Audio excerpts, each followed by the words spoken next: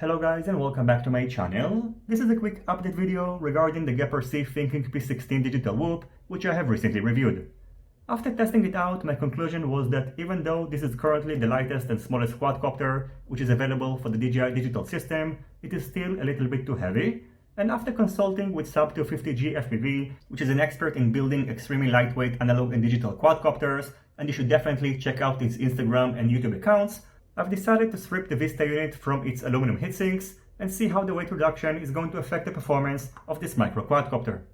The weight of an unmodified Geprc P16 quadcopter is 66.6 grams, and now after going for an almost naked Vista unit, the weight is 59.6 grams, which means that it reduced 7 grams, which is more than 10% of the original weight of the quadcopter, and I can already tell you after testing it out that it makes a tremendous difference, to the point where I would actually suggest to Geprc to ship this quadcopter this way, as now the flying experience is much more enjoyable, and in addition, as expected, the flight time was dramatically increased. So now using this 3S 300 mAh LHV battery, which is still the one that I recommend to use with the P16, the flight time is going to be about 3 minutes of a decent flight, and about 4 minutes if you are just going to cruise around. In addition, now the total weight of the quadcopter, including this battery, is 85.1 grams. Before showing you how to decase the Vista, a small word of warning. There is a reason that the aluminum heatsinks exist, and the reason is of course to keep the Vista cool.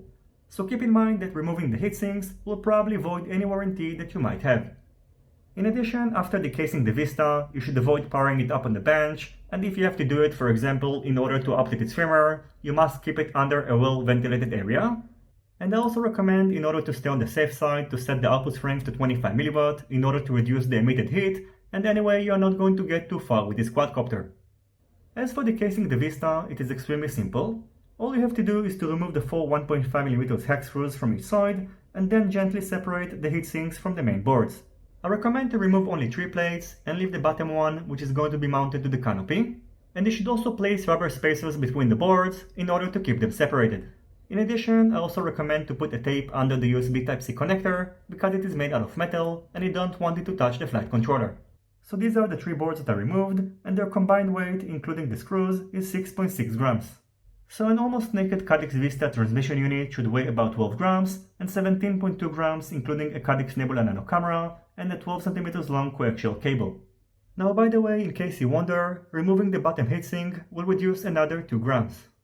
So overall, in case you have the Geprc P16 HD or any other similar digital whoop, if you'd like to better enjoy it and extend its flight time, decasing the Vista is something that you should definitely consider, but keep in mind that after decasing it, the Vista is going to be more exposed to damage and also to get overheat, and even though I haven't experienced any issues, I don't have a long-term experience with this mod, so some issues might arise in the future.